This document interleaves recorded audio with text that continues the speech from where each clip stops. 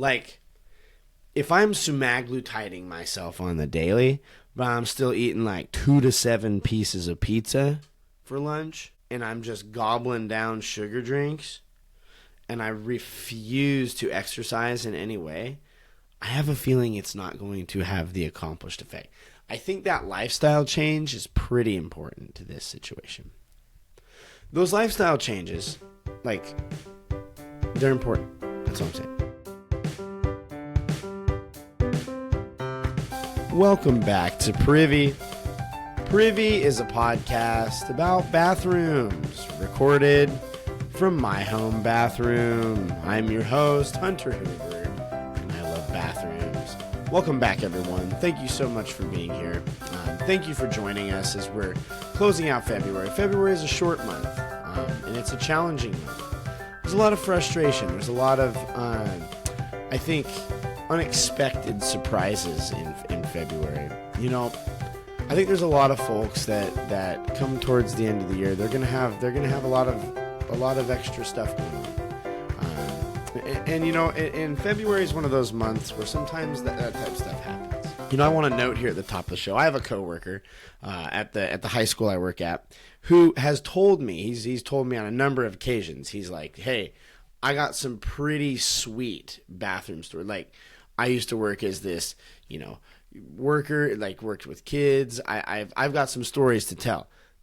The incredible bummer is he is unwilling to come on the show. I've been working on it. There's actually a handful of people that I know who are like, yeah, I've got some sweet stories, but they're unwilling to come on the show. It's a real bummer. It's real unfortunate because the world needs their bathroom wisdom, but they're unwilling to share it. It's an ongoing problem. It's an apprehension that I find that a lot of people have when they begin interfacing with this show. You know, maybe they're met with some embarrassment, oh, I'm listening to this guy talk about bathrooms. He says he likes bathrooms. I sure like bathrooms. I would much rather do this than diaper dumpy myself. But these bathroom stories, they need shared. And so I'm going to put a little call out here at the top of the show. If you have what you believe is a bathroom story that you'd love to share, hit me up. Those who've heard an episode where I've had someone on before know that you do not have to carry the bulk of the episode. You do not have to carry the episode with your story. Now, your story will probably be the highlight of the show. It usually is. But I always have some things that I need to be asking people about bathrooms. So if you're interested, hit me up, privycast@gmail.com. It's February. The other thing that happens in February, besides leading to post-year regret, is a lot of people have abandoned a lot of those diets and things that they, they started out at the beginning of the year. And maybe January is a little bumpy, and February is the month that we're going to lock it down. But by the time Valentine's Day rolls around and everybody's gobbled up their dang, they've gotten their Valentine's candy. They've blown the New Year's resolution. It's done. It's failed.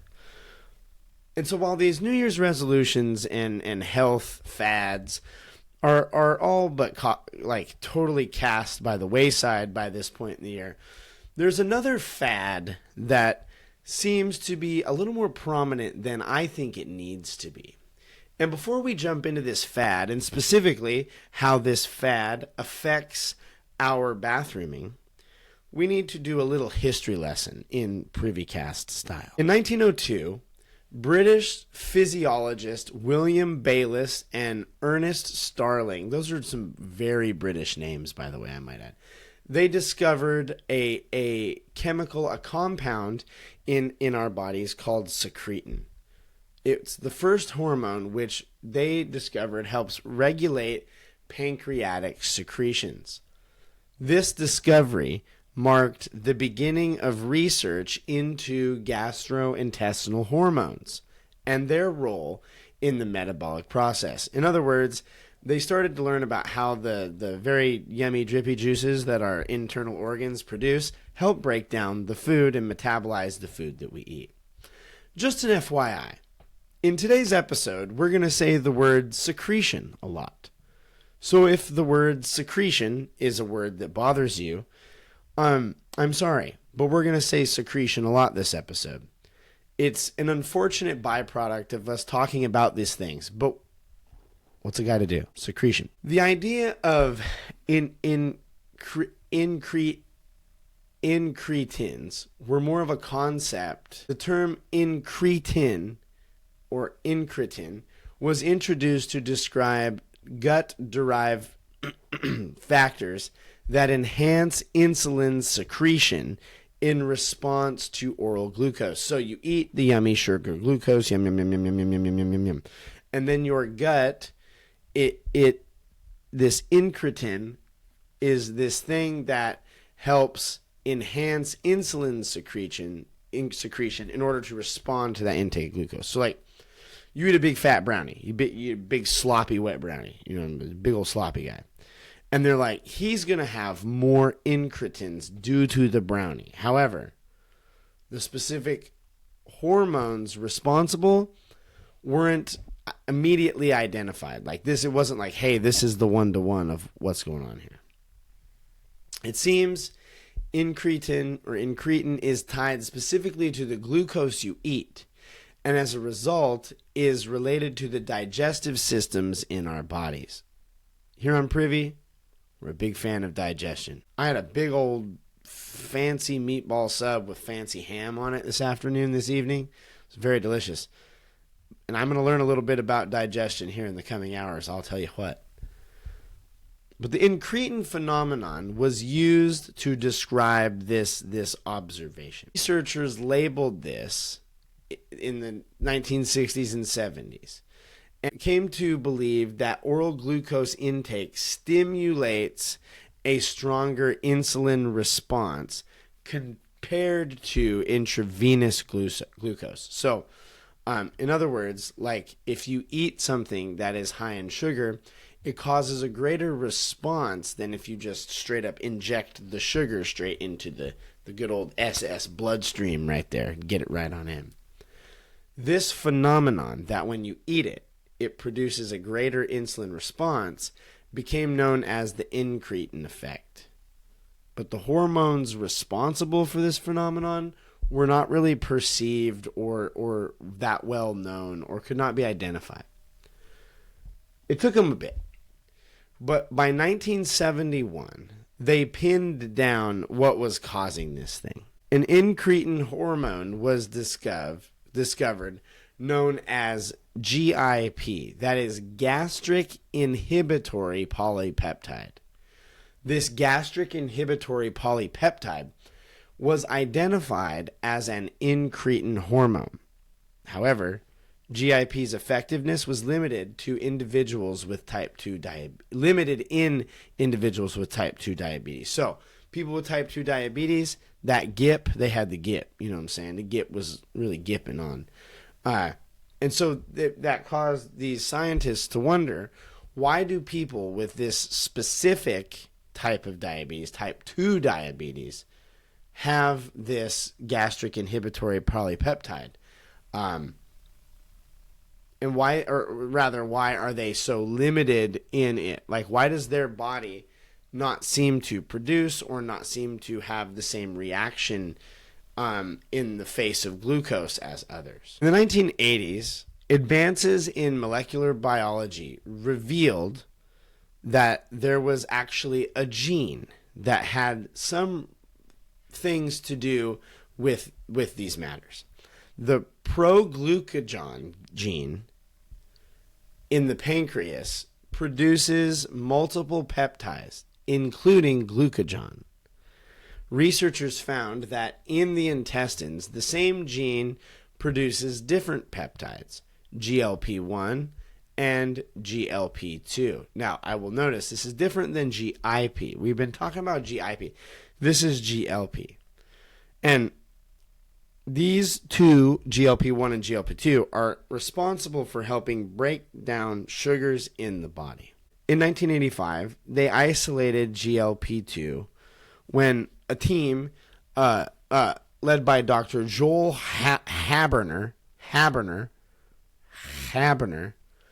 and other colleagues from Harvard Medical School identified GLP-1 as one of the products of proglucagon. They determined that it exists in these two active forms, both of which are potent to insulintropic agents. I think that's agents that respond to or need to respond to insulin. But like, that's a lot of science mumbo jumbo, right? Like, and I acknowledge I just went on a science mumbo jumbo. But so what?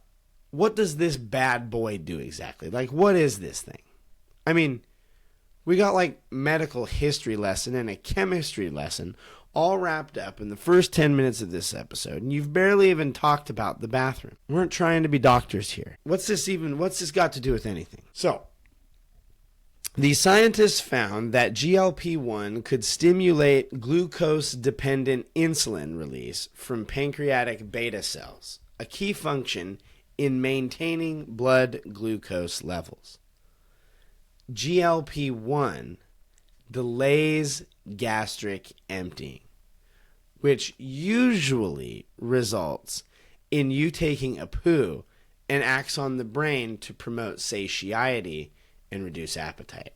So this peptide, GLP-1, is found to be able to reduce your appetite and slow the rate by which you have to drop a Chaz Royale.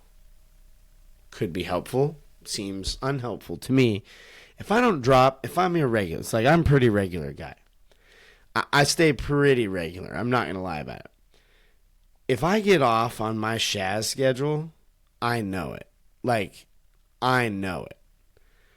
And so, it's important to me to make sure that my Chaz schedule stays pretty regular. But GLP-1 delays gastric emptying. And somehow, they've also found that this peptide, this hormone peptide, I don't even know. I'm not a scientist. I don't understand what freaking peptide is. Like, I have a game, or there is a game. I don't know if I have it. I have to go check my very good board game wall. But there's a game called Peptide. I assume it has something to do with that. But somehow, they found that this thing can also be good for your heart. It improves cardiovascular function and may have other protective effects. Problem is, this peptide, GLP-1, it's like a 2-minute half-life. Meaning, if you are to introduce it to the system, if you do it orally, like if you snack it down, if you GLP-1 straight down the top side mouth hole, in 2 minutes, it's going to be rendered completely ineffective. You can't do it orally. And so, they went looking for something a little more stable. Just like them teenagers that are dating, you know what I'm saying? They're looking for something a little more stable. Early studies using synthetic GLP-1 showed promising results, however, in improving blood glucose control in individuals with type 2 diabetes. So they needed this thing to resist degrading that happens within the body. So if you put this peptide in, it is going to naturally degrade, and it degrades quick, like 2 minutes. And so they're trying to figure out a way, and they began to work on synthetic versions of GLP-1 that would have a greater half-life and maybe be able to be introduced in different ways. The GLP-1 receptor agonists, I don't know what that means, such as exenatide, are introduced in the 2000s. Novo Nordisk, a Danish pharmaceutical company, began to work on semaglutide in the 2000s. If you're looking for a good name for your baby, if you find yourself suddenly or otherwise in the market for a good name for your baby, or maybe your enemy, look no farther than semaglutide. Semaglutide was designed as a modified GLP-1 analog with an extended half-life, meaning it lasts longer once it's introduced to this system, of about 1 week. This was achieved by substituting specific... It's all chemistry. You chemistry, wemistry, just friggin' Bill Nye the Science Guy thing out of this medication. They added a fatty acid side chain to enhance binding. I don't even know. It's a bunch of pharmaceutical mumbo jumbo. But Novo Nordisk conducted extensive preclinical studies followed by clinical trials to establish semaglutide's safety and efficacy. In 2017, this drug, semaglutide, gained approval by the FDA to treat type 2 diabetes. It was introduced as a once-weekly injectable treatment, a convenient option compared to the daily injections. Nowadays, similar drugs are not only used to treat type 2 diabetes. Semaglutide and other similar drugs began to be explored for their benefits in treating obesity. Observations from diabetes trials showed that semaglutide also led to significant weight loss.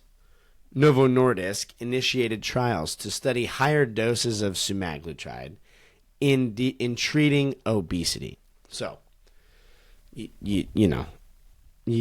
give them the shot, make them skinnier. Clinical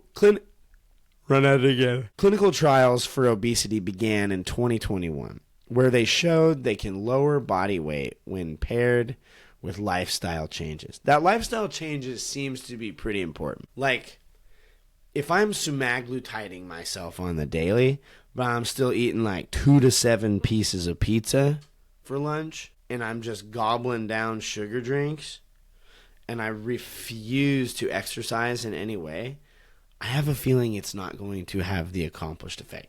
I think that lifestyle change is pretty important to this situation. Those lifestyle changes, they're important. That's all I'm saying.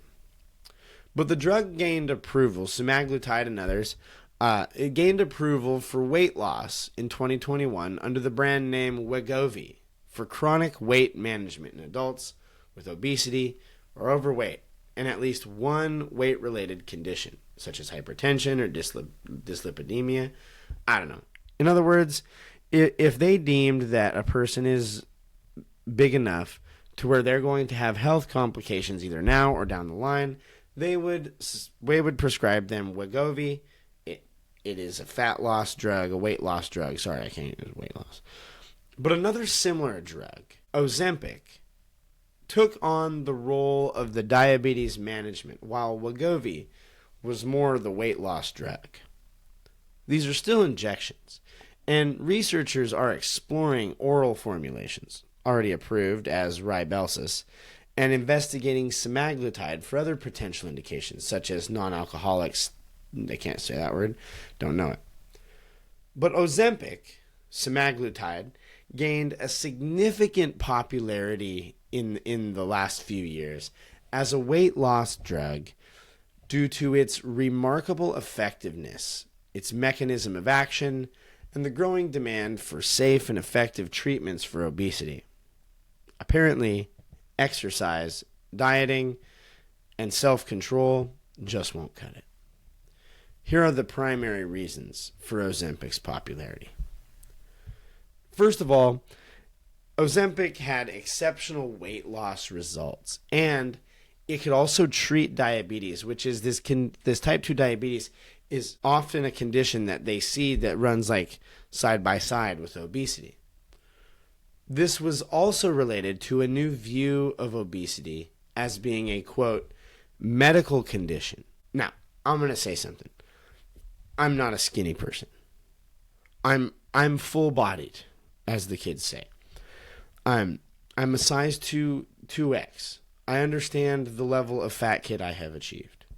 But here's the deal. I am not fat because I have a medical problem called obesity. I'm fat because I ate, again, a very sloppy meatball sub sandwich, and within the hour purchased a large Shamrock Shake, which I shared with my family, but I did do it. Do you know what I'm saying?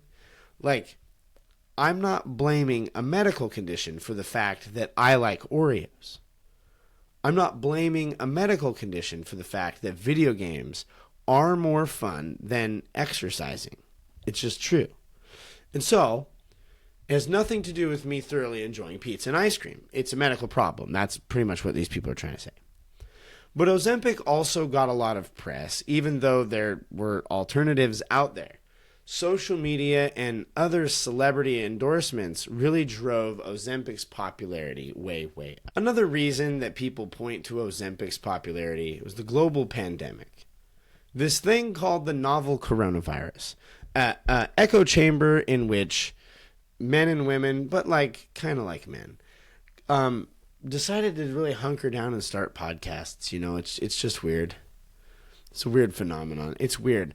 I've seen a lot of people wearing masks again recently, and I'm not here to make, but it is kind of traumatizing when I see that, and people are gonna hear that and be like, "Shut up." Yes, as you should. But my thing is the whole mask thing was kind of hellish to me. It was very awful. I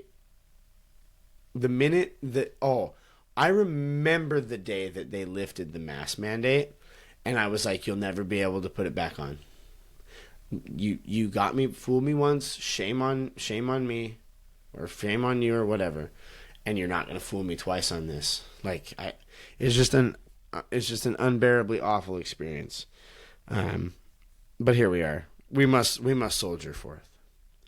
But the global pandemic, the novel coronavirus, caused a huge spike in profit from the pharmaceutical company. It's weird how that worked. It's weird how, as we directly, were pushing this idea of a need for a vaccine, we were also making woofy bucks off of that vaccine. It's fascinating to me. I don't know if there could possibly any collusion or anybody that was pushing an agenda in order to make a trainload of money. Fat shot. Also, it's considered in this. They began to, as the coronavirus pandemic ended, they had these new profit margins that were kind of unheard of.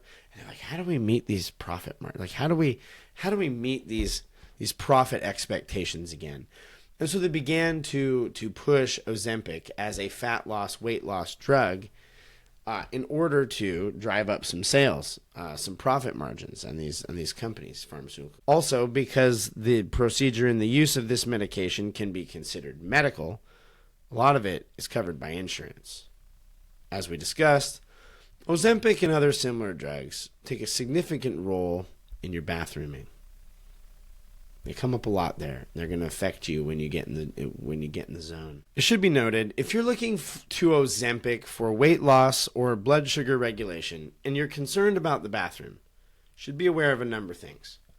Before I continue, another thing you should be aware of is that I'm not a doctor. I've never been to medical school. I don't even I barely go to the doctor to be checked up. And so don't take anything that I tell you for medical advice. This is explicitly not medical advice, and nothing in this episode has been. But you should be aware, if you're looking toward Ozempic or other similar drugs for weight loss control, about a number of ways that it is reported to affect you in the bathroom. Now, depending on where you look, there are reports that say Ozempic can cause both diarrhea and somehow constipation. And it's a baffling phenomenon, truly. These drugs that have both diarrhea and constipation as a side effect always throw me for a loop, because in my brain and constipation are the opposites. And in my brain, it's difficult to have the opposites at the same time. You're either plugged up or it's rocketing through you. It's usually rocketing through me. You know what I'm saying? It's flying right through me. It is noted that you can also experience nausea and vomiting from Ozempic.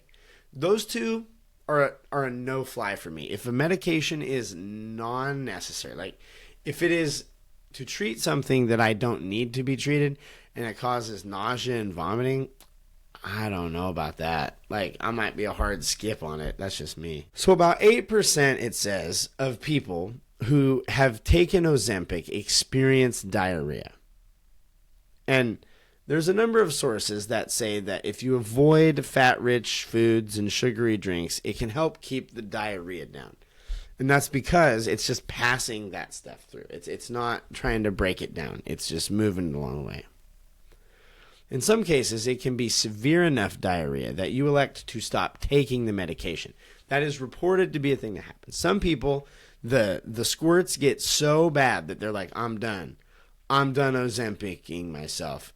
But in most cases, the runs would go away on their own. In fact, if 8% of people who use Ozempic experience diarrhea, which is not nothing.